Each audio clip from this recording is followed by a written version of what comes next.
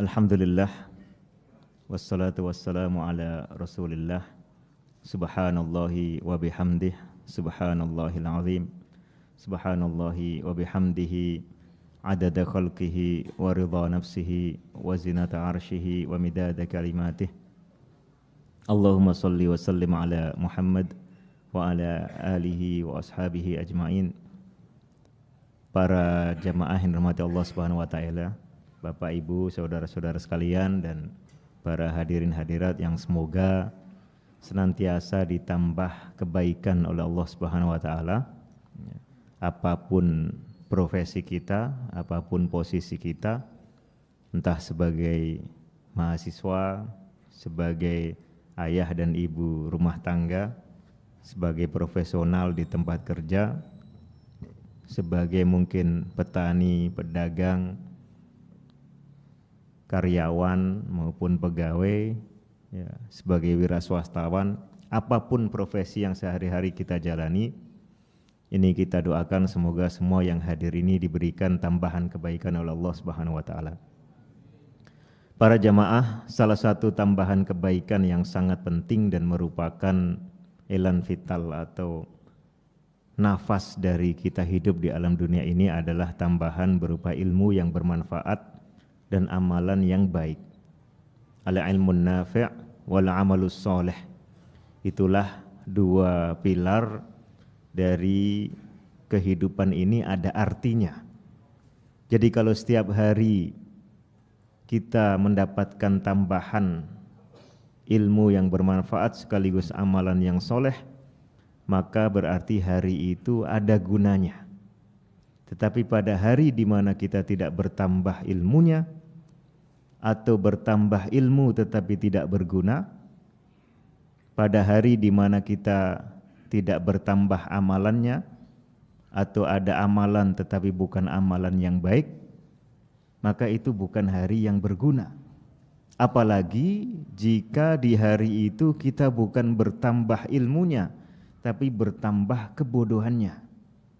Apalagi jika hari itu kita bukan bertambah amal baiknya tetapi justru bertambah amal buruknya. Ini hari yang sangat merugikan, hari yang sangat buruk bagi kita jika kita mengalaminya, wal'iyadzubillah.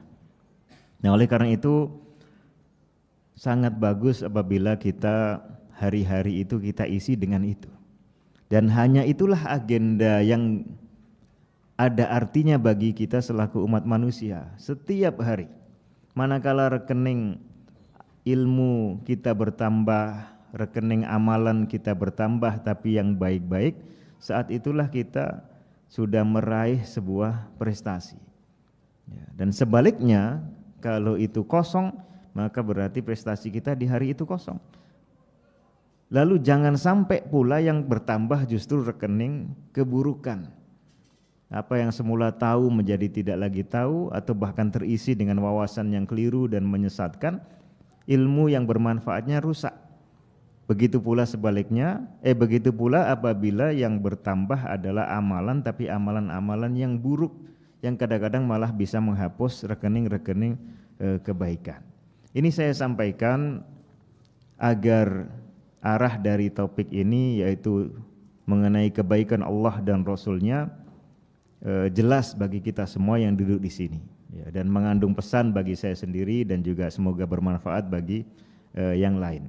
Para jamaah, bagi kita selaku umat Islam, apalagi yang rajin melaksanakan sholat ibadah kepada Allah Subhanahu wa taala, bahwa Allah Subhanahu wa taala baik dan bahkan maha baik itu sudah satu kenyataan, satu keyakinan yang tidak lagi kita ragukan.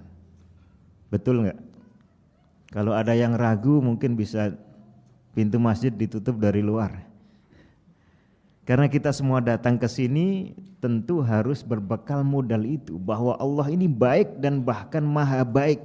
Tidak ada buruknya sama sekali, tidak ada jeleknya sama sekali.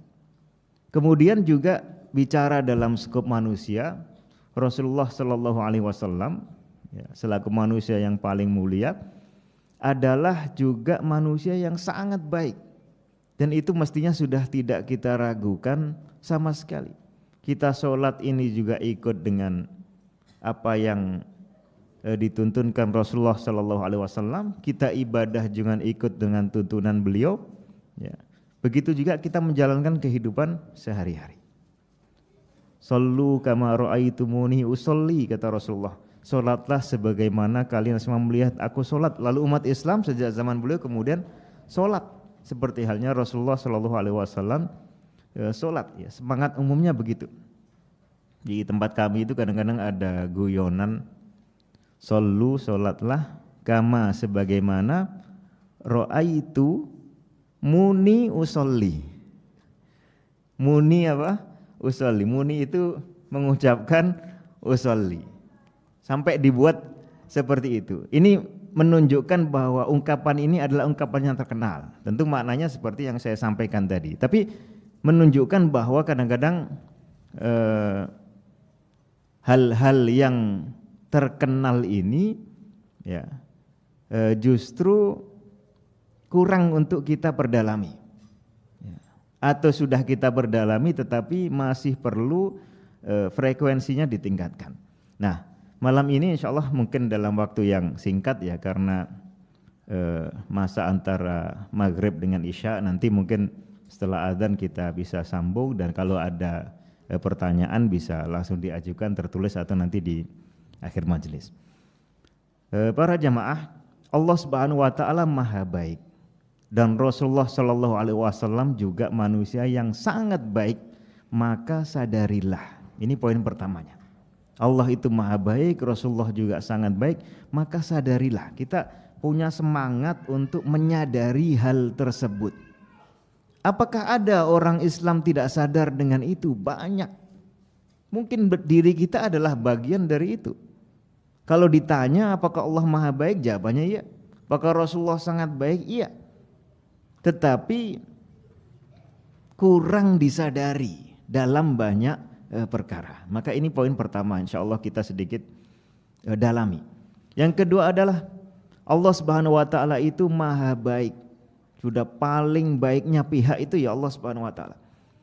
Dan Rasulullah Shallallahu Alaihi Wasallam itu juga sangat baik. Ya. Maka cintailah Allah, cintailah Rasulullah Shallallahu Alaihi Wasallam. Ini tahapan kedua setelah orang sadar. Dan tanpa kesadaran orang tidak bisa memiliki cinta yang tulus kepada Allah Subhanahu wa taala. Itu poin kedua. Kemudian poin ketiga yang terakhir adalah Allah Subhanahu wa taala itu Maha baik, Rasulullah Shallallahu Alaihi Wasallam itu sangat baik, maka ikutilah, maka taatilah. Ini goal paling finalnya, dan itu nanti akan ada feedback yang kemudian kita terima secara pasti apabila kita sudah melakukan tahapan-tahapan itu, menyadari hal tersebut, kemudian sepenuhnya secara tulus mencintai Allah dan Rasulnya, lalu kemudian mentaati Allah Subhanahu wa taala dan Rasulnya. Nanti akan ada feedback yang paling membuat hidup kita ini menjadi bahagia. Maka sebetulnya pembahasan ini berguna bagi siapa saja. Bagi orang yang sedang sedih, sedang ditimpa kemalangan, sedang ditimpa musibah, ini adalah obat yang manjur, obat yang mujarab, yang tidak ada batasan dosisnya. Semakin banyak kita menggunakan ini sebagai obat, yaitu kesadaran akan kebaikan Allah Subhanahu wa taala dan Rasulnya, semakin sirna pula penyakit-penyakit ataupun derita yang kita alami. Ini juga berguna bagi orang yang sedang bahagia, sedang gembira, sedang sejahtera, hidupnya baik-baik saja, nikmatnya sedang dia rasakan terus-menerus bertambah, karena dengan kesadaran akan kebaikan Allah dan Rasulnya ini, dia mendapatkan banyak sekali keuntungan. Ya, benefitnya dia sadar walaupun sedang diliputi oleh kenikmatan tidak lalai, kemudian kenikmatannya itu akan terjaga sehingga menjadi berkah, dan kemudian kenikmatannya itu bertambah, lalu kenikmatannya itu akan membuahkan kenikmatan-kenikmatan baru. Karena justru menjadi derita orang yang hari ini mendapatkan nikmat, kesenangan, kemudian sebentar lagi jatuh kepada kemalangan. Ya. Jazakumullah khairan. Ini sedang dapat kenikmatan. Para jamaah, Allah Subhanahu wa taala itu maha baik. Dan tidak ada yang lebih baik daripada Allah Subhanahu wa taala. Semua yang kita miliki hari ini, detik ini itu dari Allah Subhanahu wa taala. Mulai dari yang sederhana di ruangan ini ya, udara yang bisa kita hirup dengan segar. Ini nikmat dari Allah Subhanahu wa taala. Ya. Seluruh panca indera kita yang berfungsi dalam kondisi normal, mata kita bisa melihat, telinga kita bisa mendengar, mulut kita bisa bicara, ya, hidung kita bisa mencium bau, tangan dan seluruh yang diliputi kulit kita bisa merasakan, bahkan organ di dalam tubuh kita pun bisa merasakan. Lambung kita, perut kita, ya. Ini satu nikmat yang luar biasa. Antum bandingkan dengan meja ini, dengan botol ini, ya. Mereka tidak bisa merasakan, setidaknya menurut persepsi kita, sehingga tidak bisa merespon. Ya. Antum kalau sedang tertarik dengan seseorang ada di hadapan, maka antum melihat orangnya beralih ke sebelah kanan, antum pun bergeser apa? Sebelah kanan. Ya. Seorang kameramen karena memang sedang fokus dengan satu objek, objeknya bergeser ke sebelah kiri, dia pun bergeser sebelah kiri. Tapi mikrofon ini saya mundur ke belakang, dia tetap saja di depan. Tidak bisa menjalankan fungsi yang diperlukan untuk banyak urusan. Kenapa? Karena memang tidak diberikan nikmat panca indera itu tadi. Dan ini kita nikmati 24 jam. Berapa tagihannya kira-kira dalam satu bulan? Listrik, ada yang tagihan, ada yang prabayar.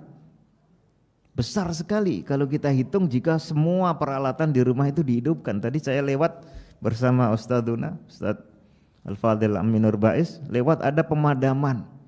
Kenapa? Untuk menghemat. Coba antum dipadamkan panca inderanya ini selama 3 hari misalnya. Ya. Repot. Karena bahkan kita tidur pun banyak organ-organ yang bekerja walaupun yang bukan dikontrol oleh otak atau saraf pusat. Ya, jantung kita terus bekerja, memompa tanpa perlu diperintah. Bahkan saking canggihnya, saking otomatisnya kita tidak bisa nyuruh, "Wahai jantung, berhenti dulu." Gak bisa. Jantung kurang kencang, ayo tambah, gak bisa. Dia punya sistem sendiri yang itu cocok untuk tubuh kita sehingga kita tidur pun dia ngelembur bekerja. Ya. Ini juga hiburan bagi orang yang terpaksa harus ngelembur. Ya.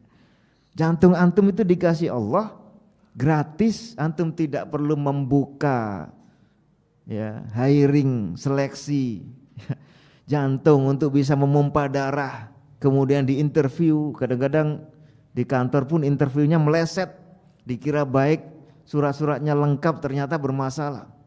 Dia bekerja terus dan sudah ada sejak kita lahir. Bahkan sejak sebelum kita lahir. Dan itu bahkan bisa dideteksi. Pankreas kita bekerja terus mengeluarkan hormon insulin. Yang kalau tidak dikeluarkan minuman gini misalnya manis, antum tidak bisa lagi ngambilin gula darah itu untuk menjadikan seimbang ya.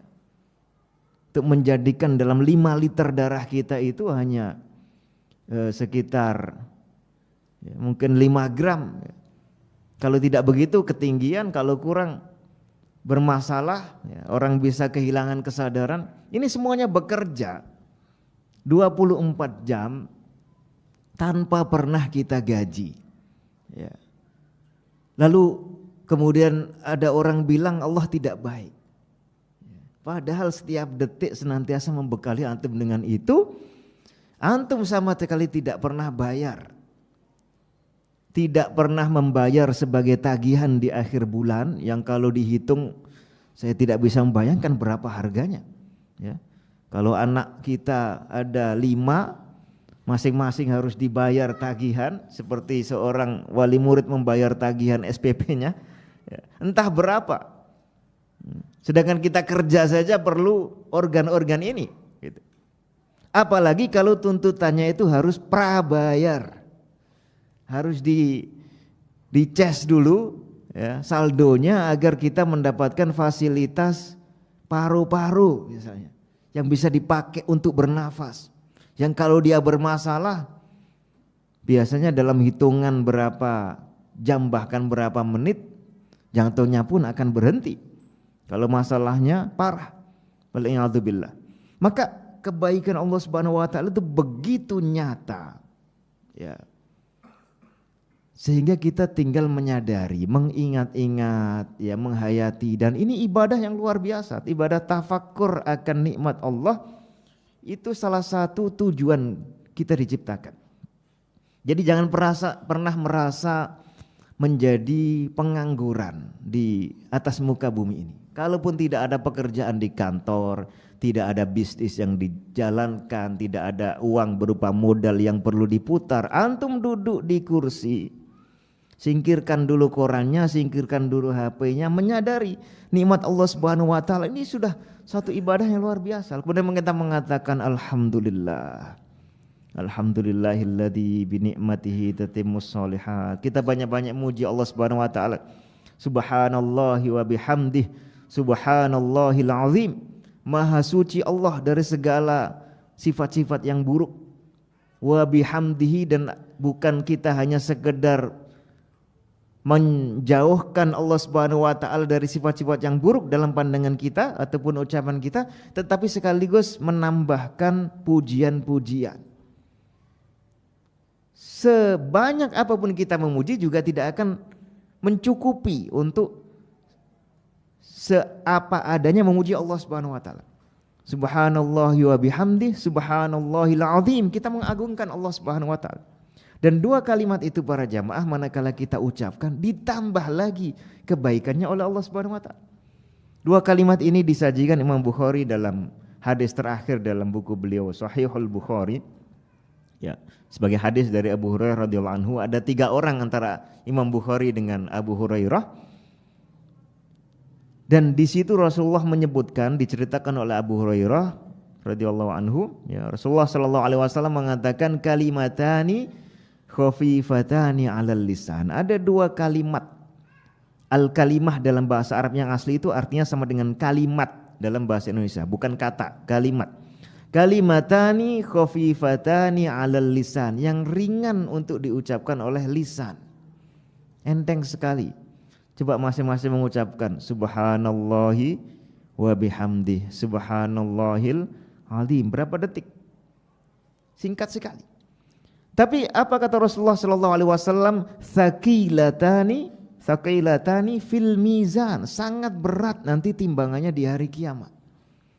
Kalau sudah bicara soal timbangan kebaikan, itu kan sudah tertebak, nanti setelah itu ya akan ada balasan kebaikan.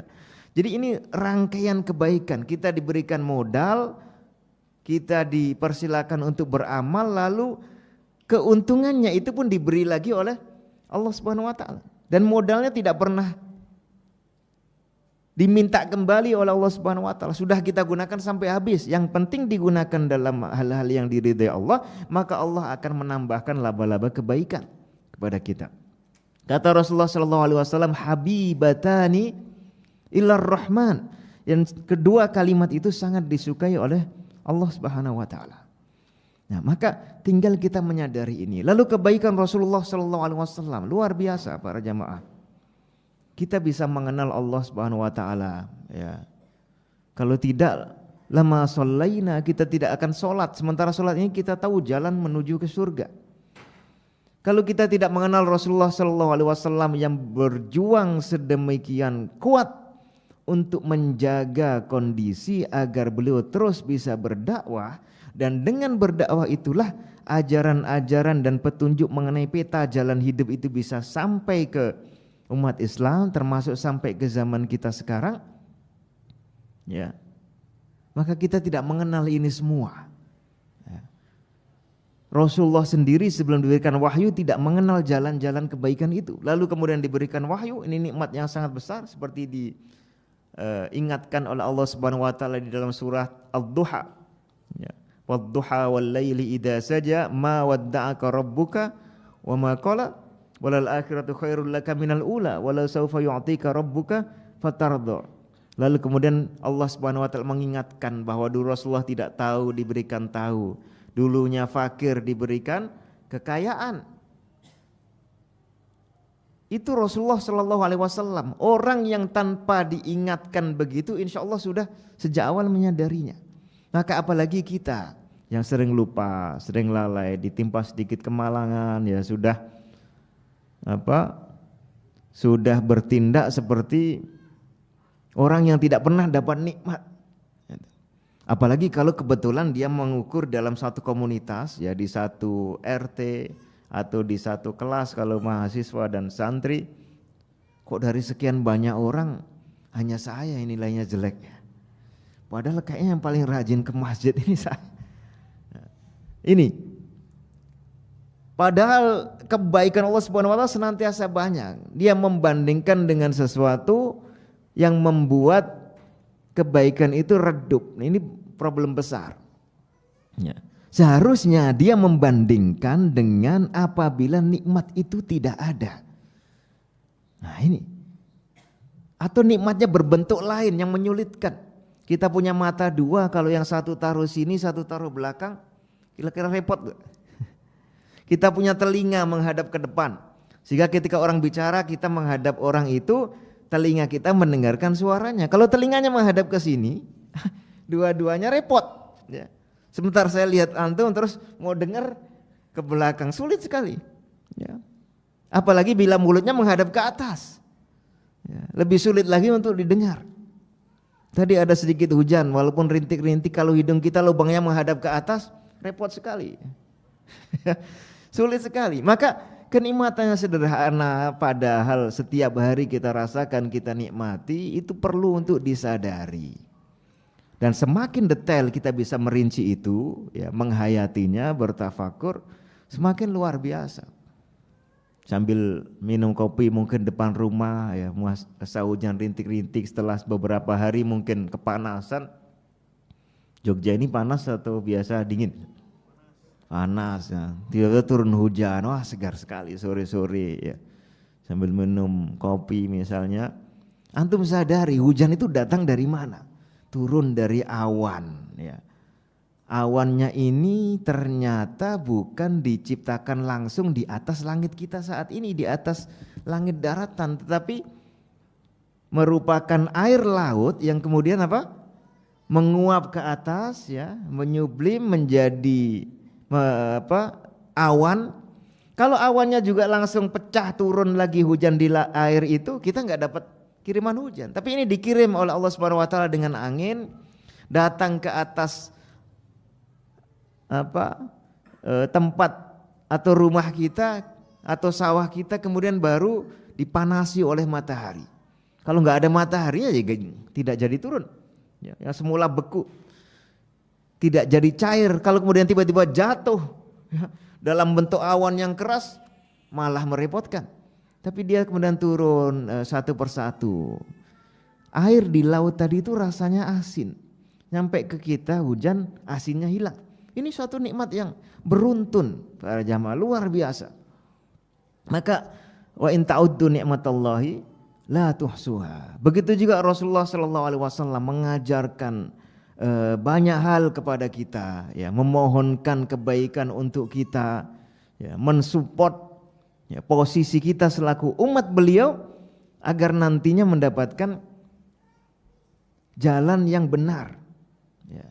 Bahkan kemudian beliau mengatakan kullu ummati yadkhulunal jannah. Seluruh umatku ini akan masuk surga. Nanti ada pengecualinya di akhir.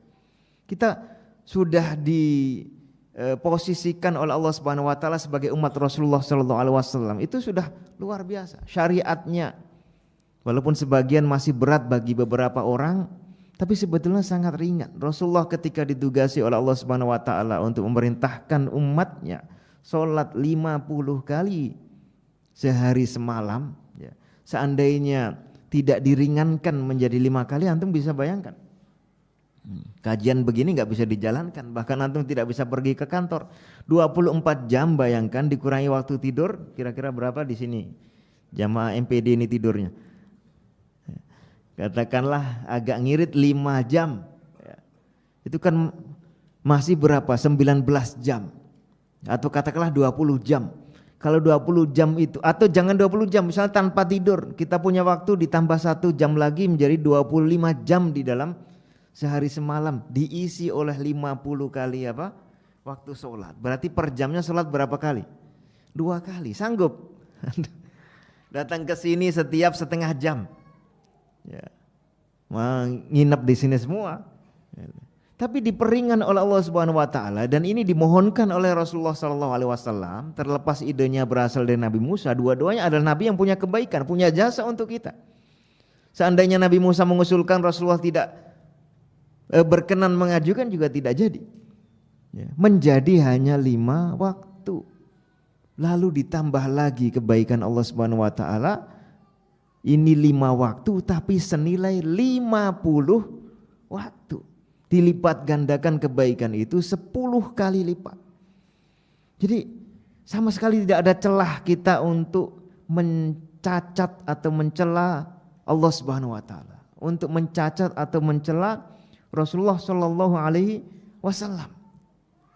Semua celaan itu akan berpulang kepada diri kita. Maka doa kita di dalam Sayyidul Istighfar, Abu ulaka bi ni'matika alayya, ya, aku berserah atau berpulang atau kembali kepadamu ya Allah Subhanahu wa taala, bi ni'matika alayya, dengan pengakuan, dengan kesadaran, dengan membawa efek dari kenikmatan Allah yang diberikan kepada kita. Wa abu ulaka bi dzambi, dan aku juga berpulang kepada Allah Subhanahu wa taala dengan membawa dosa. Jadi kalau untuk kita ini sifatnya itu mengakui keburukan, tapi kalau dari pihak Allah kita akui kebaikan. Makanya pendahuluan khutbah yang sering disampaikan oleh para khotib, para ustadz, ya, alhamdulillah nahmaduhu wa nasta'inuhu, itu dari pihak Allah Subhanahu wa taala. Kita puji Allah atas nikmatnya. Kemudian untuk ke depan kita minta kenikmatan dari Allah Subhanahu wa taala, pertolongan. Adapun untuk kita apa? Wa nastaghfiruhu, kita minta ampun untuk yang dosa yang sudah terlanjur terjadi. Adapun untuk ke depan, wa na'udzubillahi min syururi anfusina wa sayyiati a'malina, kita berlindung kepada Allah agar tidak jatuh pada dosa lagi. Dan dosa itu sebabnya hanya 2. Antara dosa lama yang belum dihapus, ini berefek ke dosa baru, ya, menjerumuskan seseorang, menggelincirkan seseorang, atau punya potensi buruk di dalam diri kita, yang ini juga akan bisa berbuah keburukan. Nah, itulah model interaksi kita dengan Allah Subhanahu wa taala. Isinya tidak lain tidak bukan adalah kesadaran akan kebaikan Allah, kesadaran akan kebaikan Rasulullah sallallahu alaihi wasallam yang sudah membawa syariat Islam ini, ya. Allah mengatakan fa aminu billahi wa rasulihi wan nurul ladzi anzalna, dan berimanlah kepada Allah, mengingat kebaikan Allah. Kita tidak bisa beriman kepada Allah tanpa menyadari ini. Hanya percaya saja Allah ada tidak cukup, tapi sadarilah Allah ada, kemudian memberikan sekian banyak kenikmatan kepada kita. Ya, ini pun hanya sebagian dari pengertian iman, nanti ada kelanjutannya lagi. Fa aminu billah wa rasulihi, dan berimanlah juga kepada Rasulullah Subhanahu wa taala. Kita percaya dengan ketulusan beliau, kita percaya dengan kejujuran beliau membawa ajaran dari Allah Subhanahu wa taala. Lalu kemudian kita percaya, ya, bahwa dengan mengikuti Rasulullah itulah nanti jalan kebaikan kita. Wan nurul ladzi anzalna, Allah Subhanahu wa taala sudah memberikan cahaya kepada kita melalui Rasulullah. Apa itu? Al-Quran dan ajaran Islam. Maka yang kedua tadi para jamaah, kita menyadari Allah Subhanahu wa taala itu maha baik, Rasulullah itu sangat baik, maka tidak boleh ada suudon kepada Allah dan Rasulullah sallallahu alaihi wasallam sama sekali. Nah, poin keduanya adalah setelah kita menyadari, kita mencintai. Apa sih yang diperlukan oleh seseorang untuk kemudian mencintai? Biasanya apa? Antum biasanya mencintai seseorang atau sesuatu karena apa? Ya? Karena menarik mungkin, tampilannya indah, rupawan, apalagi karena dia berguna, uelek ning kanggo. Nah, itu juga kita cintai, kita eman-eman, ya. Atau karena apa? Dia diberikan oleh pihak yang sudah kita cintai. raketang tas sudah lecek gitu ya. Tapi kalau yang memberikan itu adalah orang yang sangat kita segani, kita hormati dan kita cintai, barang pemberiannya sejelek apapun jadi kita cintai. Nah, semua syarat-syarat ini sudah otomatis terpenuhi kalau kaitannya dengan Allah Subhanahu wa taala dan Rasulnya. Tidak perlu lagi menunggu. Sebagian orang, wala'iyadzubillah, mungkin kita juga kadang-kadang menjadi bagian dari sebagian orang ini. Jadi kalau ada ustadz bicara sebagian orang itu jangan mengira ini orang jauh. Bisa jadi kita dan ustadznya juga bagian dari itu sesekali. Itu merasa atau punya pikiran bahwa mencintai Allah itu ada syaratnya. Ya kalau saya diberikan rezeki yang banyak, insya Allah lah saya ibadah. Seakan-akan dia selama ini belum pernah mendapatkan kebaikan dari Allah Subhanahu wa taala. Lalu apa? Seandainya pun Allah Subhanahu wa taala tidak memberikan kebaikan apapun atau belum memberikan apapun kepada dia, dia turun ke dunia ini, muncul di kehidupan alam yang sementara ini sudah membawa sekian kewajiban. Dia diadakan oleh Allah, itu pun juga satu nikmat yang besar. Ya, maka semua persyaratan untuk mencintai Allah Subhanahu wa taala sudah ada. Ya, tinggal bagaimana kita membalasnya juga dengan cinta kita kepada Allah. Allahu Akbar, Allahu Akbar. Kita jeda adzan lalu kita sambung sedikit ya.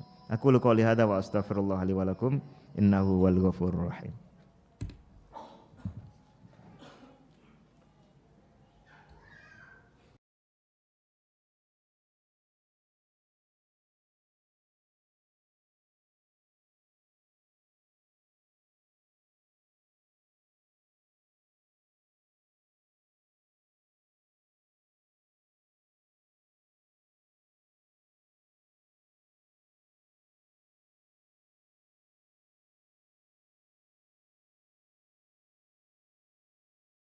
Alhamdulillah wassalatu wassalamu ala rasulillah wa ala alihi wa sahbihi wa mawalah. Ini ada perubahan konsep yang instan atas usulan dari Takmir. Nanti langsung dibuat talk show, Ustaz. Karena mohon maaf tadi pemberitahuan untuk kajian ini agak mendadak sehingga yang sebenarnya direncanakan untuk talk show, namun karena agak mepet waktunya, jadi kajian tunggal seperti biasa. Nah, tadi sudah mendengarkan kita semuanya pemaparan dari beliau, dilengkapi dulu Ustaz, karena kurang satu poin. Insya Allah baru setelah itu kita lanjut dengan tanya jawab dan sedikit talk show, dan mungkin akan ada lanjutannya setelah sholat isya. Tafadhol. Alhamdulillahi wahdah wassalatu wassalamu ala man la nabiyya ba'dah wa ala alihi wa ashabihi wa man ulhima rusydah. Niki minangkane khutbah kedua setelah duduk. Sebelumnya tadi saya salah baca ayat ya. Fa aminu billahi wa rasulihi wan nuril ladzi anzalna. Karena majrur ma'tuf kepada majrur ya. Bodoh juga kalau baca wan nuro kalau tidak salah. Jazakallah khairan Ustaz yang sudah mengingatkan. Para jamaah, poin yang terakhir adalah Allah Subhanahu wa taala itu maha baik. Rasulullah sallallahu alaihi wasallam juga sangat baik. Maka ikutilah, taatilah. Qul in kuntum tuhibbunallaha fattabi'uni yuhibbukumullah wa yaghfir lakum dzunubakum wallahu ghafurur rahim. Jadi kalau kita sudah sadar Allah itu maha baik, kita sadar Rasulullah itu sangat baik, kemudian kita sudah mencintai dengan tulus, bahkan cinta kepada Allah dan Rasulnya itu tidak cukup hanya dengan asal cinta, tapi cinta yang paling tertinggi. Bahkan ini menjadi tolak ukur keimanan.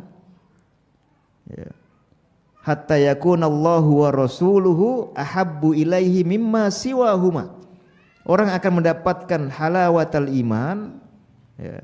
Antara unsur utamanya adalah ketika dia memposisikan Allah dan Rasulnya itu sebagai yang paling dia cintai. Dan kecintaan kepada Allah, kepada Rasulullah tidak mungkin bertentangan ya. Pasti dua-duanya selaras. Tapi bagaimana kita bisa menempatkan itu Ya, caranya adalah dengan mentaati Allah Subhanahu wa taala dan Rasulullah Shallallahu alaihi wasallam.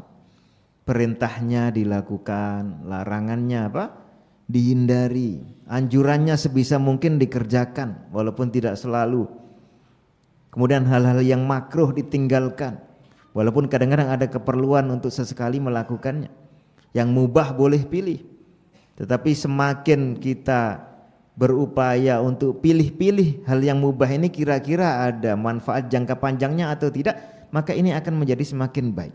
Itulah wujud taat kepada Allah dan kepada Rasulullah Sallallahu Alaihi Wasallam. Dan jangan dikira taat kepada Allah dan Rasulullah itu sesuatu yang berat, beban. Kadang-kadang dalam fikih ini disebut sebagai taklifun. Taklif itu artinya beban. Ya, pengembannya disebut apa? Mukallaf. Padahal sebetulnya sholat itu kan justru meringankan beban. Zakat itu meringankan beban pada harta, membersihkannya dari yang kotor, menumbuhkannya, makanya dinamakan zakat. Itu ada pengertian an-nama, akan bertumbuh zakat itu. Ma naqasat malun min shadaqah. Ya, harta dia akan kurang hanya karena disedekahkan. Justru nanti sudah masuk rekeningnya, sudah pesan rumah di surga.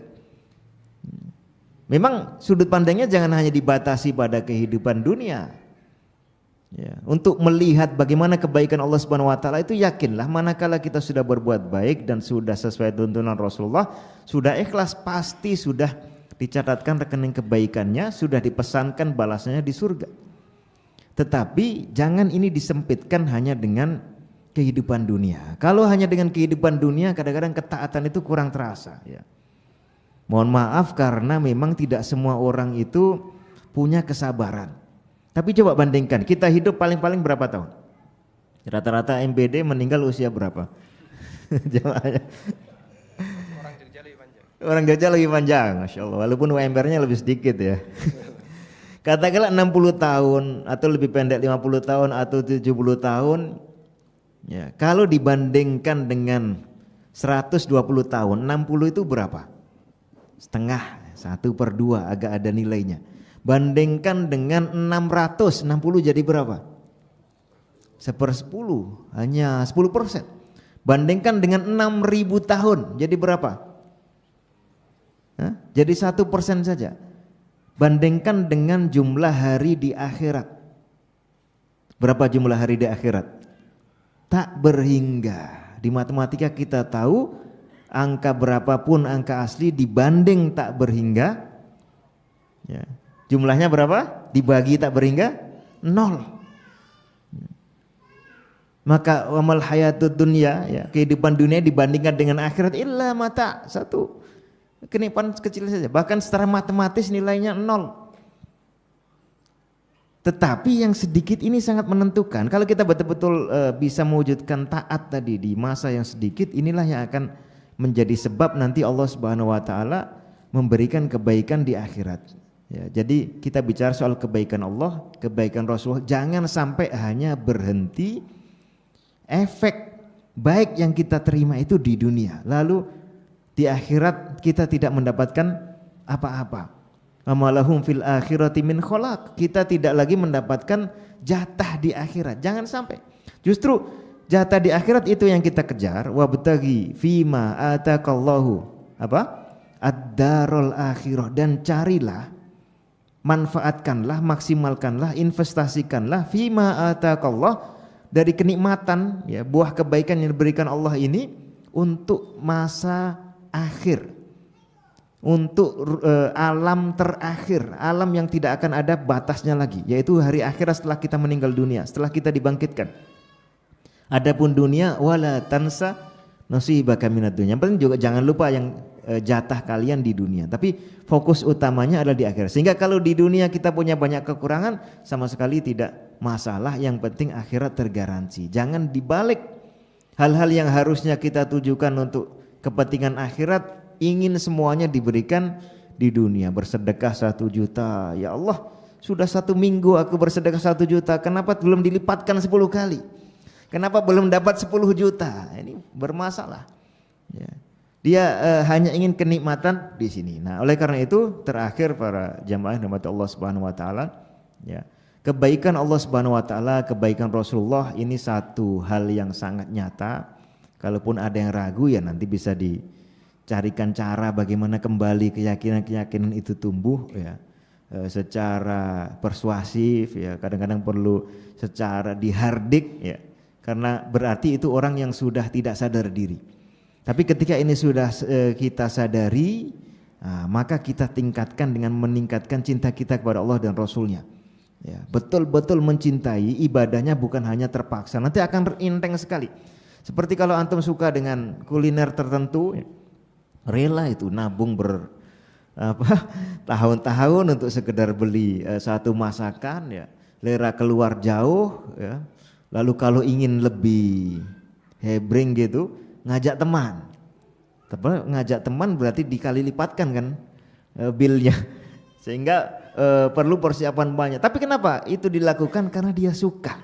Nah, kunci kalau kita ingin enteng semua ibadah, semua beban-beban yang sebetulnya bukan beban tapi petunjuk dari Allah ini kita jalankan, ya cintailah semaksimal mungkin. Nanti insya Allah setelah itu yang ketiga tadi, mentaati Allah itu otomatis. Ya, bahkan itu menjadi kebutuhan, keperluan kita. Allah a'lam bishawab. Mohon maaf kalau kepanjangan. Masya Allah, jazakallah khairan Ustaz. Ini masih ada waktu 3 menit plus 30 detik. Jadi bisa langsung kita manfaatkan untuk membuka sesi diskusi. Insya Allah saya akan mulai terlebih dahulu. Alhamdulillah tadi Ustadz telah menjelaskan kepada kita tentang bagaimana nikmat yang ada pada diri manusia. Saya tadi waktu mendengarkan beliau sempat teringat dengan firman Allah Ta'ala, wa fi anfusikum afala tubsirun. Pada diri kalian, coba kenapa kalian tidak memperhatikan, tidak melihat. Dan ada satu tafsir dari Qatadah yang bagus sekali ya. Bapak Ibu bisa lihat kita ini diberi oleh Allah ruas tulang yang bisa kita gerakkan dengan gerakan yang sangat lentur di banyak arah. Lalu kata Qatadah Ibnu Di'amah, ini menunjukkan bahwasanya kita tercipta untuk ibadah yang tidak ada pada makhluk yang lain, walaupun sama-sama hidup. Sapi itu diciptakan seperti itu. Gimana berdirinya sapi? Dia akan rukuk terus, misalnya ya. Kalau sapi rukuk seperti kita rukuk, di mana tangan depan memegang lutut, tangan kaki, gitu. Kayaknya tidak bisa ya. Demikian pula yang dialami oleh makhluk-makhluk yang lain. Allah Subhanahu Wa Taala memberikan kita sebuah kesempurnaan agar kita bisa semakin taat kepadanya. Nah, selanjutnya di sini Ustaz. Kalau tadi sempat dikatakan bahwasanya dengan mencintai Allah maka kita akan bisa beribadah kepadanya. Berarti wujud cinta kepada Tuhan tertinggi itu adalah dengan menyembahnya Ustaz. Pertanyaannya adalah bagaimana kalau ada orang yang beribadah tapi perasaannya tidak suka? Itu kira-kira sampai pada tingkatan apa nasib ibadahnya? Bismillah, alhamdulillah. Ternyata tidak hanya mahasiswa yang diuji. Barakallahu fikum Ustaz. Nah, ya ibadah itu sendiri artinya adalah sepenuhnya mencintai dan sepenuhnya mengagungkan, memuncakkan rasa cinta dan ketundukan kita kepada Allah Subhanahu wa taala. Maka kalau rasa cintanya ini hilang, yaitu berarti keterpaksaan. Ya kan? Tunduk karena terpaksa, seperti seorang rakyat jelata tunduk kepada seorang raja yang lalim, yang kalau dia enggak mau tunduk akan disiksa tanpa dia menyukai si raja itu. Nah, itu bukan ibadah yang tau'an. Tapi itu ya secara zahirnya ibadah tapi dia karhan, ibadah yang terpaksa. Dan wallahu alam apakah nanti dia punya nilai di mata Allah Subhanahu wa taala atau tidak ya. Karena cinta itu dasar inti daripada ibadah, salah satu rukunnya ibadah. Walladzina amanu asyaddu hubban lillah.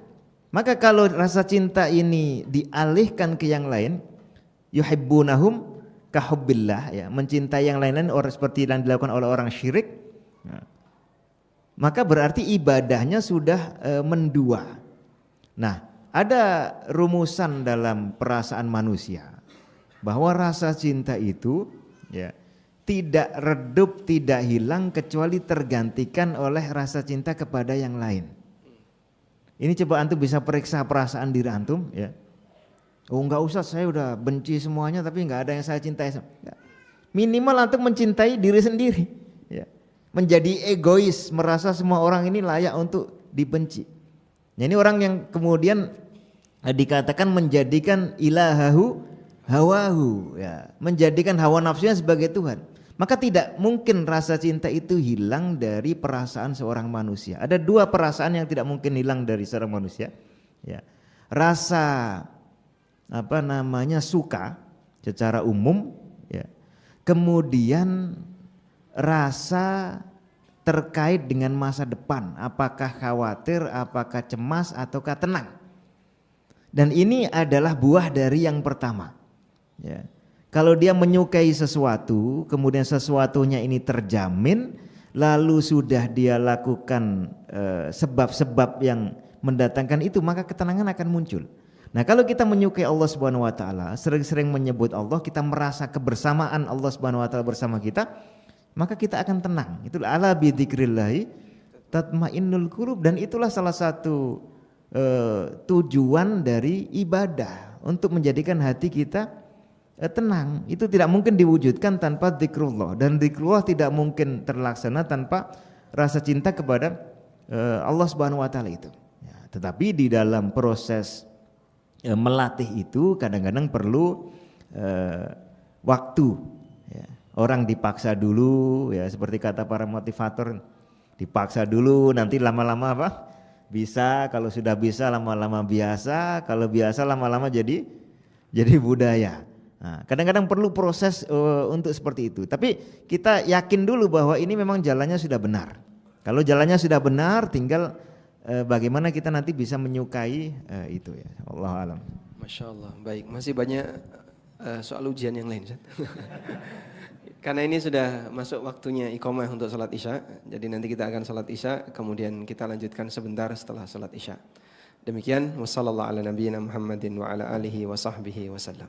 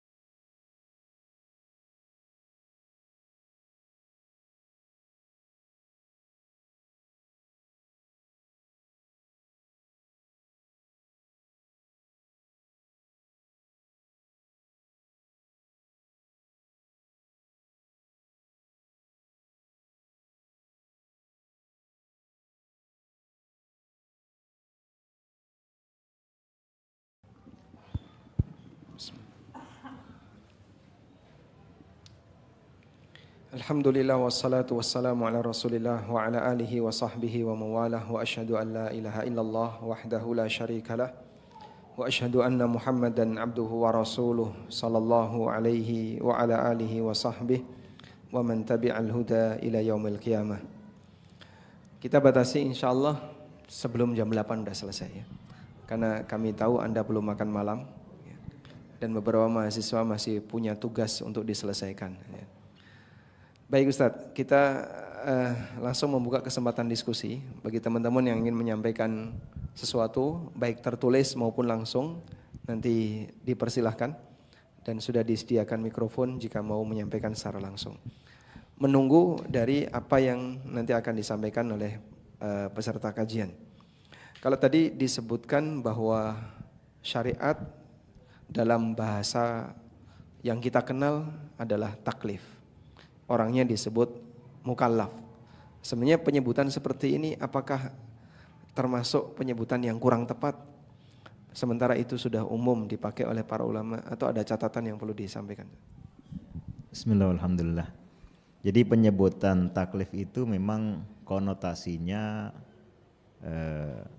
kurang bagus. Karena artinya kan beban. Dan Allah Subhanahu wa taala tidak pernah menyebut syariat itu sebagai beban kecuali dalam konteks penafian beban. Gitu. La yukallifullahu nafsan illa wus'aha. Allah Subhanahu wa taala tidak membebani seseorang kecuali sebatas kemampuannya. Kan justru menafikan pembebanan sebatas kemampuan. Lalu kalau begitu dibebani juga tapi sebatas kemampuan ya. Tidak seperti itu redaksinya ya, tidak seperti itu redaksinya, tetapi bukan berarti keliru karena maksudnya sudah kita pahami, tapi ini memunculkan konotasi. Jadi kalau sebutan itu kurang mengarah ke yang seharusnya ya, konotasinya kan bisa negatif. Beban ya, seperti orang belajar ya. Belajar itu bagus enggak? Bagus, dan itu kebaikan ya kan.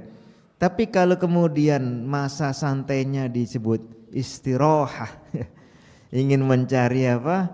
Rehat, seakan-akan ketika kembali lagi ke kelas dia jadi beban. Nah coba antum namai ketika makan pagi ya, terus ada jedanya itu istirahat enggak? Kan justru makannya, jalan-jalannya itu disebut sebagai healing.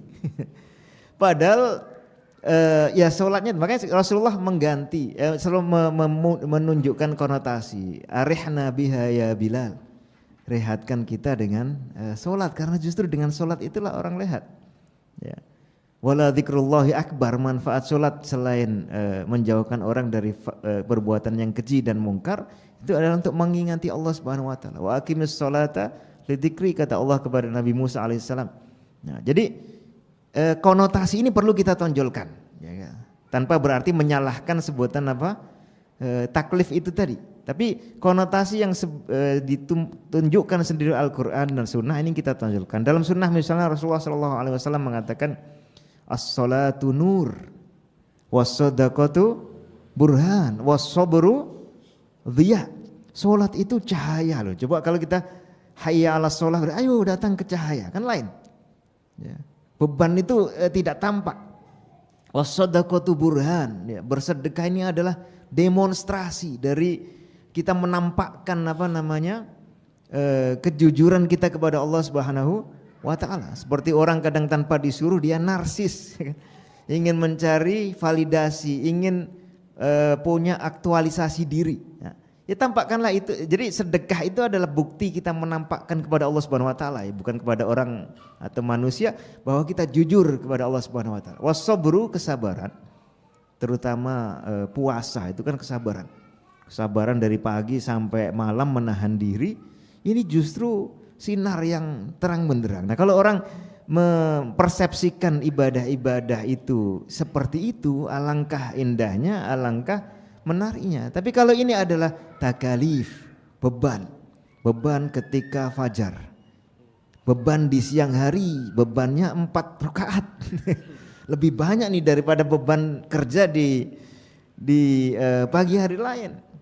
Tapi kalau ini kita posisikan sebagai aset dan pendapatan, ya minjam bahasa akuntansi, ya bukan beban, justru akan semaksimal mungkin kita kejar ya. Allahu a'lam. Baik Ustaz. Artinya begini, bisa nggak kita buat kesimpulan? Di sana ada upaya kita mempersepsikan tentang ibadah untuk diri kita dan masyarakat. Dan di sana ada realita yang tidak bisa kita pungkiri. Bahwa ibadah itu realitanya adalah beban. Tapi bagaimana caranya kita membuat persepsi kalau ini adalah sebuah kenikmatan? Kalau kesimpulan kayak gitu gimana? Ya, jadi ini pertanyaan tentang bagaimana kita mengubah persepsi.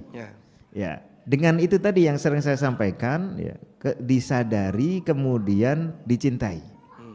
Apa yang disadari? Sadari posisi ibadah ini berguna. Orang kalau sudah tahu sesuatu itu berguna, menjadi enteng untuk kemudian dia kejar. Bahkan dia tanpa disuruh pun akan akan mencari. Ya seperti orang punya hobi, tidak usah disuruh dia rutin melakukan itu. Kenapa? Karena dia sadar itu berguna. Bahkan hobi pun banyak yang dia sadari sebenarnya tidak berguna, tapi berguna minimal bagi dia menyenangkan hatinya. Nah kita pun menyadari itu, ibadah itu menyenangkan hati kita.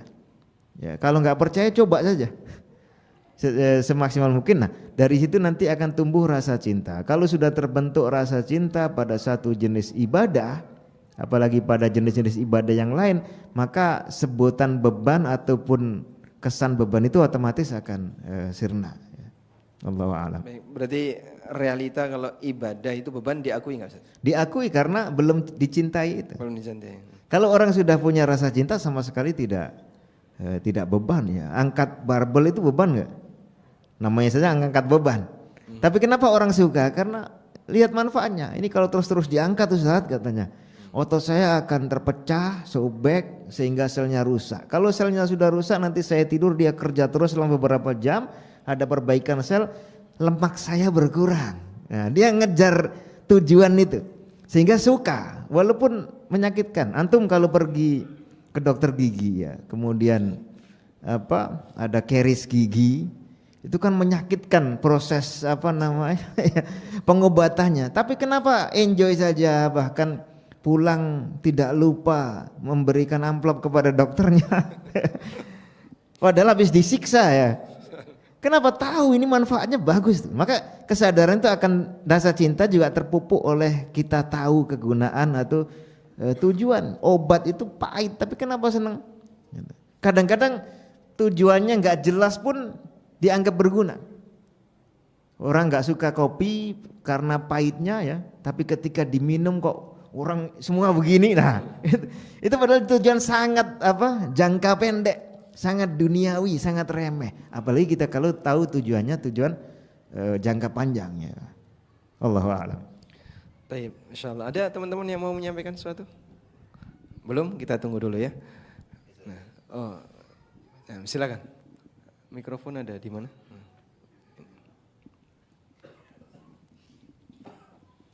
Sebutkan nama, semester berapa? Kalau masih kuliah ya. Kalau sudah lulus alumni fakultas apa? Bismillah, assalamualaikum ya Ustadz. Ini sebut nama benar Ustadz? Untuk biar beliau bisa kenal antum. Nama anak Arya Ustadz, alumni Fakultas Teknik Sipil UGM angkatan 2019. Siapa namanya? Arya Ustadz. Arya. Izin bertanya Ustadz, apa yang akan kita dapatkan ketika kita sudah mencintai Allah dan Rasulnya, kemudian ketika kita sudah mencintai Allah dan Rasulnya, itu melahirkan ketaatan kepada Allah dan Rasulnya. Karena mengingat kita adalah makhluk yang lebih bersemangat ketika kita mengetahui manfaat apa yang akan kita dapatkan dari melakukan ketaatan tersebut. Jazakumullahu khairan. Bismillahirrahmanirrahim. Pertanyaan bagus sekali ya. Kamandanu Arya. Ya tadi di ayat yang saya bacakan terakhir kan sudah disebutkan. Yuhibbukumullahu wa yaghfir lakum dunubakum. Allah akan kemudian memberikan cintanya kepada kita dan akan mengampuni dosa-dosa kita. Kalau cinta Allah sudah diberikan kepada kita, maka terjamin kebaikan di masa depan. Lalu kalau kita diampuni, maka potensi-potensi buruk itu juga sudah dihadang. Jadi yang buruk akan dihadang oleh Allah Subhanahu wa taala, yang baik akan terbuka. Dan itulah cita-cita hidup kita. Berada dalam posisi radhiyallahu anhum wa radu anhu. Ya, ini target hidup kita. Kalau sudah diridhai Allah Subhanahu wa taala, itu sudah kualitas yang paling tinggi. Maka saya tadi mengucapkan doa subhanallah wa bihamdih adada khalqihi, ya. Kita memuji dan bertasbih Allah Subhanahu wa taala dengan ukuran-ukuran paling maksimal. Adada khalqihi, sejumlah makhluk Allah. Berapa jumlah makhluk Allah? Kita memuji Allah sebanyak itu secara kuantitas. Kemudian secara timbangan wazinata arsyihi, ya. Seberat singgasana Allah Subhanahu wa taala, luar biasa beratnya. Kemudian secara keberlangsungan kontinuitas wa midada kalimatihi, sejumlah tinta yang dituliskan untuk firman-firman Allah, sementara Allah tidak pernah berhenti berfirman sehingga akan sangat melimpah. Lalu sebelum itu waridho nafsi, ini ukuran kualitas ridhonya Allah Subhanahu wa taala itu sudah nilai paling tinggi. Antum misalnya di kelas ya dapat nilai E-, suka nggak? Kenapa? Itu menunjukkan apa? Dosennya tidak ridho, ya kan? Makanya kadang-kadang di sebagian negara Arab namanya bukan A, B, C, D, E ya, tapi mardi dengan guer mardi, ya kan? Diridhoi ataupun tidak diridhoi. Kalau A, apalagi A-nya plus, nah itu berarti sangat mardi. Itulah yang kita kejar dari Allah Subhanahu wa taala, keridhaan Allah Subhanahu wa taala. Dan nanti otomatis kalau Allah Subhanahu wa taala ridho, Allah akan memuji kita juga. Ya, Allah akan memuji kita, dan itu yang kita pintakan agar diberikan Allah kepada Rasulullah. Sholawat itu artinya apa sih? Ya, secara umum terlepas beberapa detail pembahasan ulama, ya sholawat itu ya seperti dalam bahasa kita salut, yaitu pujian. Maka kita bersolat Allahumma sholli ala Muhammad wa ala ali Muhammad dan seterusnya. Terakhir apa? Fil alamina. Apa maksudnya fil alamin? Artinya Rasulullah kita pintakan kepada Allah agar dipuji di hadapan seluruh makhluk. Nah, ini Rasulullah kita pintakan begitu. Lalu pada saat kita meminta, nah ini lagi efek apa? Timbal baliknya ke kita. Man shalla alayya wahidatan sallallahu alaihi biha asyron. Allah akan memuji kita 10 kali. Bayangkan antum dipuji Allah. Ya, di mention kakak kelas saja kadang-kadang senangnya bukan main, apalagi di like. Ya. Ini disebut oleh Allah Subhanahu wa taala. Ya. Di hadapan para malaikat misalnya, ataupun sekedar disebut Allah tanpa diperdengarkan ke yang lain.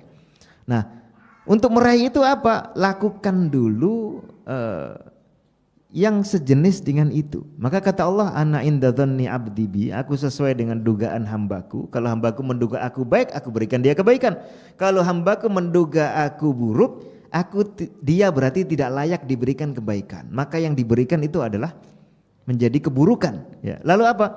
Fa in dzakaroni fi nafsi, dzakartuhu fi nafsi. Kalau hambaku itu menyebut diriku secara sendirian, ya tidak diperdengarkan ke orang. Jadi kita muji Allah, alhamdulillah, ya alhamdulillah ya ala kulli hal, alhamdulillah rabbil alamin. Maka Allah pun akan memuji diri kita tanpa diperdengarkan ke yang lainnya. Dzakartuhu fi nafsi. Fa in dzakaroni fi malain, kalau dia menyebut kebaikanku di hadapan satu khalayak, apa kata Allah? Dzakartuhu fi malain khairin minhum.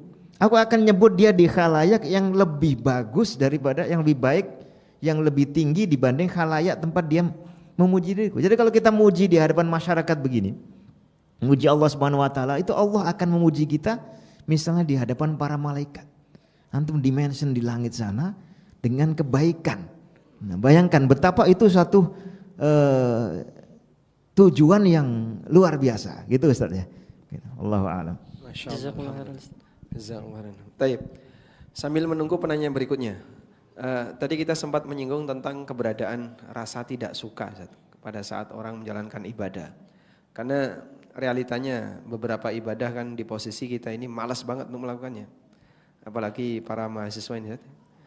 Kalau udah disuruh qiyamul lail, kecuali jamaah MPD ya. Insyaallah. Nah, ada ayat yang mengatakan kutiba alaikumul qital wa huwa kurhul lakum. Kemudian Nabi SAW juga mengatakan isbaghul wudu alal makarih. Artinya keberadaan tidak suka itu di posisi diakui oleh dalil baik Al-Quran maupun hadis.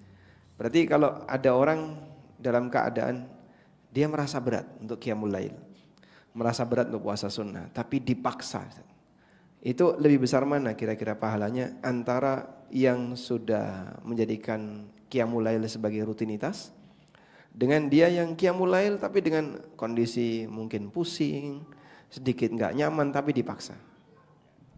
Bismillahirrahmanirrahim. Alhamdulillah. Jadi mungkin begini ya, orang qiyamul lail sudah biasa, itu kan tidak satu nilai, tidak satu jenis. Ada biasa melakukan qiyamul lail tapi sudah tidak ada rasanya juga karena rutinitas saja ya. Seperti orang datang sholat maghrib, sholat isya, tapi sudah menjadi rutinitas tidak terlalu dirasakan ya. Dengan orang yang biasa tetapi dia juga terus menerus merasakan, menjiwai itu, ini sudah sangat beda. Jadi sama-sama biasa melakukan ibadah, antara yang punya rasa dengan tidak itu pun berbeda. Maka ini dibandingkan dengan yang mananya, nah, tergantung apakah dengan yang rutinitas itu tetapi dia tidak begitu punya rasa, ataukah dibandingkan dengan yang betul-betul dia tetap terus menikmati itu. Nah, tentu sangat berbeda. Kemudian orang punya rasa berat ya, ketika dia kemudian memaksa agar dia menjadi sesuatu yang dia sukai, ini ada pahala jihad memerangi hawa nafsu itu. Al-mujahidu man jahada nafsahu, orang yang berjuang melawan hawa nafsunya. Ini ada satu perjuangan yang luar biasa ya, itu satu urusan tersendiri. Kemudian nanti apakah dia berhasil atau tidak, disinilah kualitas pahala ibadahnya itu sendiri. Wallahu a'lam. Jadi ada pahala atas dasar dia melakukan satu perjuangan melawan hawa nafsu yang tidak suka itu ya. Dengan ada pahala dia melakukan ibadah sudah dengan kondisi rasa suka. Nah, itu ada apalagi hasil dari perjuangan itu. Dan insya Allah kita diberi kemampuan Allah untuk melawan diri kita ya, kita diberi kemampuan untuk itu. Maka jangan kemudian tertipu ya, sebagian orang mengatakan saya itu ya begini apa adanya ya, saya ya hanya begini-begini saja lah gitu ya, itu kan antum saat itu ya kan, ke depan itu antum punya kemampuan untuk melawan diri yang sedang kondisi negatif itu. Lalu ada lagi yang lebih filosofi dari itu mengatakan ini suara hati saya, ngapain saya sholat, saya sedang tidak mood.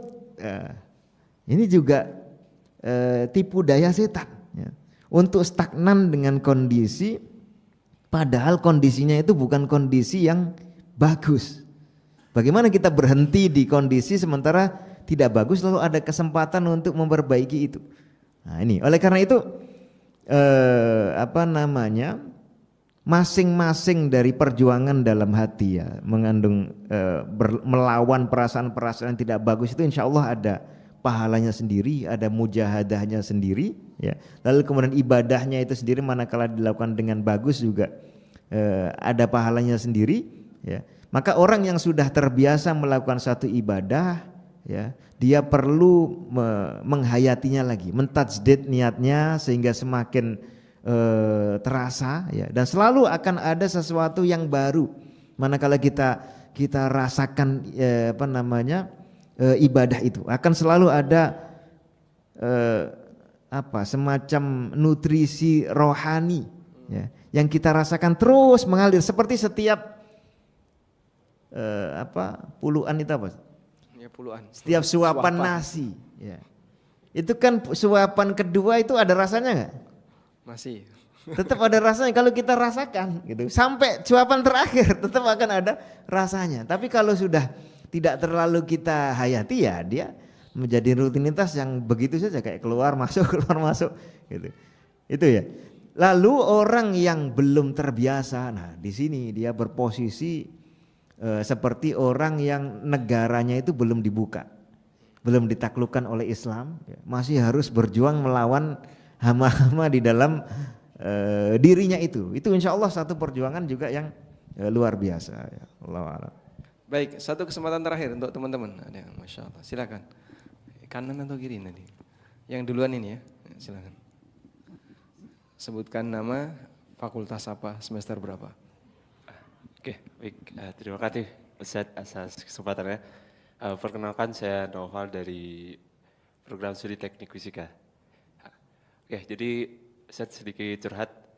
Saya baru lulus tahun lalu dan sekarang saya merasa sedang mengalami quarter life crisis gitu.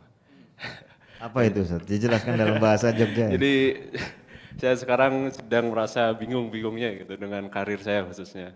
Gitu. Jadi hal tersebut berpengaruh terhadap ibadah, niat ibadah saya dan doa yang saya panjatkan kepada Allah gitu. Yang pertama pertanyaan terkait niat gitu. Niat itu kan ibadah kita itu harus diniatkan karena Allah pastinya. Tapi terkadang karena mungkin tingkatan iman yang berbeda-beda setiap orang, ada orang yang bisa niat itu sepenuhnya karena Allah gitu, atau ada juga yang ibadahnya itu karena ingin sesuatu. Nah, jadi saya ingin bertanya apakah boleh kita ibadah misalkan tetap karena Allah utamanya, tapi kita ingin mendapatkan sesuatu, misalkan kalau saya saat ini, wah saya jadi rajin sedekah agar lebih mudah dapat pekerjaan gitu, atau ya kita utamanya harus tetap beribadah karena Allah gitu utamanya. Terus yang kedua terkait doa. Kita itu kan selalu harus berprasangka baik terhadap Allah. Nah, kadang ada yang bilang kalau berdoa itu ya kita jangan terlalu detail, kita berserah diri saja kepada Allah, jangan sok tahu gitu. Karena kan Allah sudah tahu yang terbaik untuk kita. Jadi kita berdoa secara general saja, yang penting kita diberikan yang terbaik. Tapi ada juga saya pernah mendengar yang bilang, yaudah kita berdoa sebesar-besarnya, sedetail mungkin kepada Allah agar kita bisa diberikan sesuai apa yang kita inginkan gitu. Nah saya jadi bingung gitu, apakah kita harus berdoa sedetail mungkin ya, atau kita berserah diri saja berdoa mendapatkan yang terbaik dari Allah. Nah itu Ustaz pertanyaan saya. Terima kasih. Masya Allah, baik. Dan kayaknya ini menceritakan siklus orang belajar ya. Pada waktu SMA dia takut lulus, nanti ketika lulus nggak mau ngapain.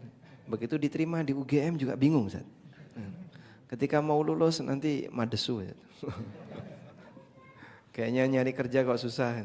Lebih capek nyari kerja atau kerja Pak? Lebih capek nyari kerja ya. Nyari kerja lebih capek daripada bekerja. Tapi kita doakan semoga teman-teman yang baru lulus ini fresh graduate, tapi belum dapat kerja ya.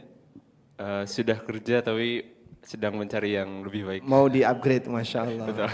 Insya Allah. Semoga Ustaz. Ada pekerjaan tapi mungkin sangat bagus ya. Jadi imam Masjidil Haram mau enggak? Tayyib. Bisa langsung disampaikan Ustaz. Bismillah, alhamdulillah. Aksi apa tadi? Naufal. Ya. Barakallahu. Nanti diingatkan ya kan pertanyaan dua, tapi sini dua itu bercabang juga. Jadi yang pertama tadi soal niat ketika kita beribadah. Ya, ada dua hal yang saya sampaikan di sini. Pertama supaya praktis saya jawab dulu yang poin keduanya. Beribadah untuk mendapatkan sesuatu itu boleh, tetapi sesuatu yang kita harapkan dari Allah Subhanahu wa taala. Jadi berharapnya kepada Allah Subhanahu wa taala, diberi oleh Allah Subhanahu wa taala sesuatu yang kita harapkan. Satu. Yang kedua, yang kita harapkan itu di alam akhirat.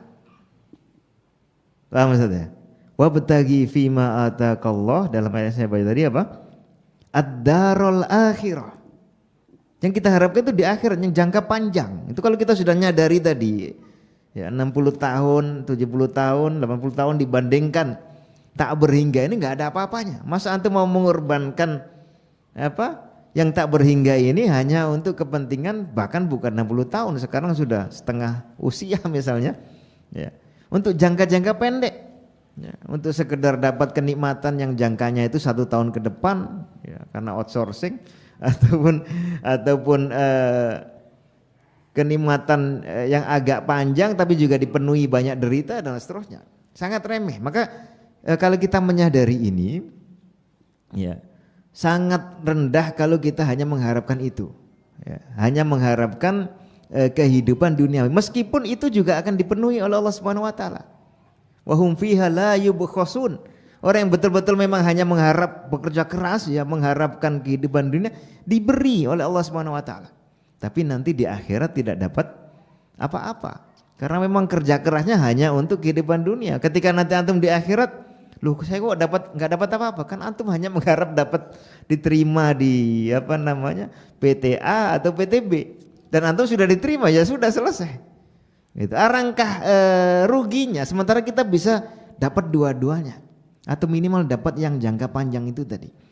Nah ini, jadi mengharapkan hari akhirat itu harus hadir di dalam ibadah-ibadah kita. Adapun mengharapkan kepentingan duniawi boleh menurut keterangan para ulama, tapi sebagai attachment saja, sebagai tambahan saja. Ya. Tapi intinya keikhlasan itu satu, mengharapkan dari Allah Subhanahu Wa Taala, lalu supaya kita tetap mendapatkan pahala di akhirat, ya harapkanlah akhirat itu. Ibnu Jada'an, salah satu tokoh dermawan di zaman Rasulullah, ketika ditanyakan oleh Sayyidah Aisyah apakah nanti akan bermanfaat, ya, kedermawanannya itu ketika di akhirat, kata Rasulullah tidak. Innahu lam yakul yauman rabbi firli khotiati yaumaddin. Dia tidak pernah menargetkan akhirat itu sebagai tujuan dari amal baiknya, gitu. Ya, ini ya satu. Yang kedua, ibadah itu sebetulnya tujuan, bukan hanya alat. Jadi karena kala kita bisa datang sholat kepada Allah Subhanahu Wa Taala, itulah tujuan kita. Maka justru kita mencari berbagai macam alat untuk bisa mewujudkan ini. Seperti orang datang jauh-jauh ke lapangan untuk sholat Idul Fitri, ya, targetnya ke sana, dia perlu taksi, ya dia bayar taksi. Dia perlu berjalan, dia lakukan berjalan. Ketika sampai itulah sudah tercapai. Ya. Dan inti dari ibadah itu adalah zikrullah, dan itulah tujuannya. Walaupun ada efek-efek samping positif yang lain. Ya, misalnya inna sholata tanha anil fahsya'i wal munkar. Salat itu bisa mencegah kemaksiatan dan kemungkaran, tapi tujuan utamanya wala dzikrullahi akbar, itu goyahnya. Nanti ada tujuan yang lebih sampingan lagi, apa? Salat itu menyehatkan badan, bergerak, ya, berdiri, kemudian ruku. Orang kafir seumur-umur bisa jadi belum pernah sujud, menaruh kepalanya di bagian paling dasar, bahkan untuk berlutut seperti antum duduk sila begini ini kan karena udah terbiasa sholat, ya. Kalau enggak itu repot juga, menekuk setelah puluhan tahun tidak pernah, duduknya selalu di kursi, ya. Kalau bicara selalu berdiri atau duduk begini. Nah itu, jadi jadikan ibadah sebagai tujuan, bukan hanya sarana. Justru kita balik, saya mencari kerja itu biar bisa dapat uang banyak, nanti sejahtera, ibadah saya bisa saya jalankan dengan nyaman. Nah itu, alihkan, ya, ganti ibadah ini menjadi, kan itu kan tujuan hidup. Masa tujuan hidup mau dijadikan sarana untuk mendapatkan kehidupan yang sesaat.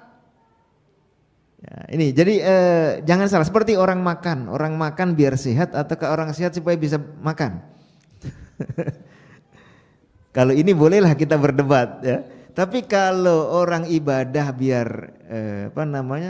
dapat kenikmatan sesaat, ataukah justru kenikmatan sesaat itu dia perlu cari, perlu wujudkan agar ibadahnya bisa terbackup gitu. Ya, terbackup dengan mapan. Kan kalau orang dapat rezeki itu apa sih? Semua yang diberikan ke kita. Ya, kalau tadi Ustaz Amin nyinggung soal jomblo, biasanya jomblo itu memberikan perhatian khusus. Takdir itu katanya mencakup umur, rizki dan jodoh. Padahal di hadisnya tidak disebut secara khusus jodoh. Itu bagian dari rizki. Rizki itu mencakup ya makanan, minuman, kemudian pakaian dan perhiasan, kontrakan dan kendaraan. Saya sebut kontrakan karena mahasiswa. Kemudian pasangan dan keturunan, lalu kesehatan dan pendidikan, apa saja kenikmatan Allah Subhanahu wa taala itu rizki. Tapi yang kita pertanggungjawabkan bukan kita diberi rizki berapa. Yang kita pertanggungjawabkan adalah amalan kita. Kan begitu. Ya. Nah, kita fokusnya dengan amal ini. Kemudian yang kedua tadi soal doa yang terlalu detail ya.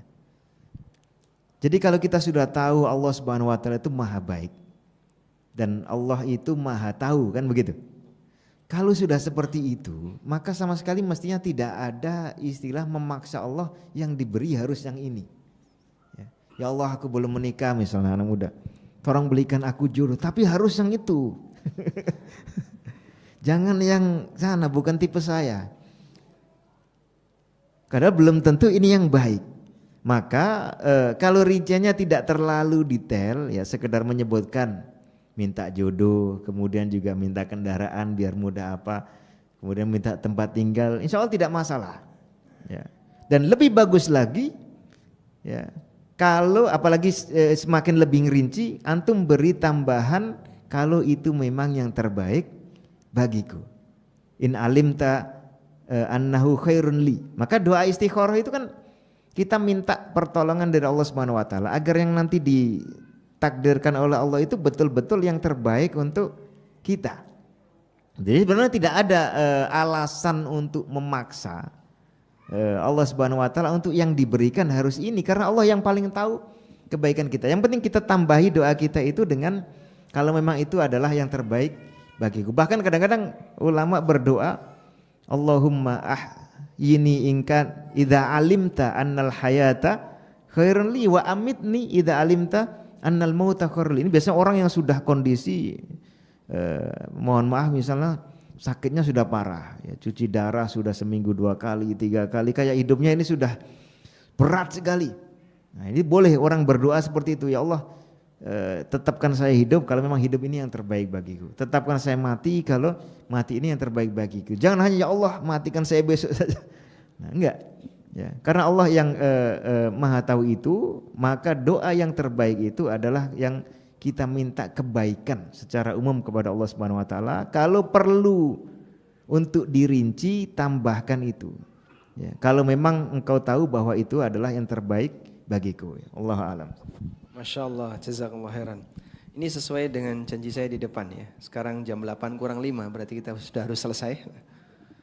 Dan kita sampaikan jazakumullah khairan kepada Al-Ustadz Al-Fadil Kiai Haji Nidhal Masyhud yang sudah memberikan kita banyak pencerahan di kesempatan malam ini. Mudah-mudahan Allah Ta'ala menjadikan kita sebagai hamba yang selalu istiqomah. Boleh nambah satu PR, Ustaz.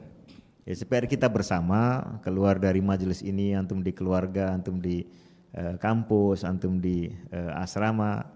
PR-nya adalah kita sudah mengerti insya Allah, Allah maha baik, Rasulullah itu juga sangat baik. Maka jangan pernah berbicara yang buruk mengenai Allah dan Rasulnya. Kira-kira bisa ya? Apapun kesulitan hidup kita. Ya. Karena faman wajada khairan falyahmadillah. Orang kalau menemukan oh hasilnya bagus, puji Allah. Bukan puji saya. Oh ini prestasi saya, Ustaz. Ya, memang sih dari Allah, tapi ini kan prestasi saya. Jangan begitu. Dahulukan memuji Allah. Faman wajada ghaira dzalika fala yalumanna illa nafsa. Tapi kalau ada yang buruk, kembalinya pasti dari antum. Ya. Entah karena sebagai hukuman ataupun sebagai ujian, dan ujian itu diberikan karena kita memang belum sempurna. Berarti ada kekurangan dari kita yang menjadi faktor kenapa kita masih diberikan ujian. Maka nanti di akhirat sudah tidak lagi diberikan ujian. Nah ini satu, itu PR nomor satunya ya. Jangan pernah bicara buruk mengenai Allah dan Rasulullah. PR kedua, maksimalkan bicara baik mengenai Allah dan Rasulnya. Sehingga kalau mendengar temannya mulai agak mengkritik takdir gitu, kok saya ditakdirkan begini ya, kayak padahal saya udah berusaha keras kok begini. Saya udah doa sekian lama kok kayak gak didengar gitu. Nah, Dan dia tidak introspeksi dirinya, ya, tapi menyalahkan pihak Allah, ya, atau menyalahkan Rasulullah. Kadang kok aturan Rasulullah gini sih ya, orang meninggal sudah ditimpa kemalangan kan perlu healing kan kemari seorang perempuan, seorang istri, kok dia disuruh di rumah selama 4 bulan 10 hari, kok nggak ini banget gitu misalnya. Nah itu coba bagaimana antum menjadi juru bicara Islam, ya, melawan pikiran-pikiran sesat seperti ini, membalik hati dia yang semula agak sedikit benci atau minimal protes kepada Allah, ada suudzon itu tadi, ya dzununa billahi dzannas sau itu berubah menjadi dia mempunyai praduga yang baik kepada Allah Subhanahu wa taala. Ini prestasi yang luar biasa kalau kita bisa lakukan, karena Allah lah dan Rasulullah lah pihak yang paling layak untuk kita bela. Dan itu kalau kita berhasil, insya Allah PR-nya dapat A++. Allah alam. Baik, nasihat terakhir Ustadz sampaikan relate banget sama jumlo yang ada di sini. Karena perjuangan mereka Masya Allah. Alhamdulillah, mudah-mudahan Allah Ta'ala jadikan kita sebagai muslim ahlu sunnah sampai akhir hayat. Wassallallahu ala nabiyyina Muhammadin wa ala alihi wa sahbihi wa sallam wa akhiru da'wana alhamdulillahi rabbil alamin. Wassalamualaikum warahmatullahi wabarakatuh.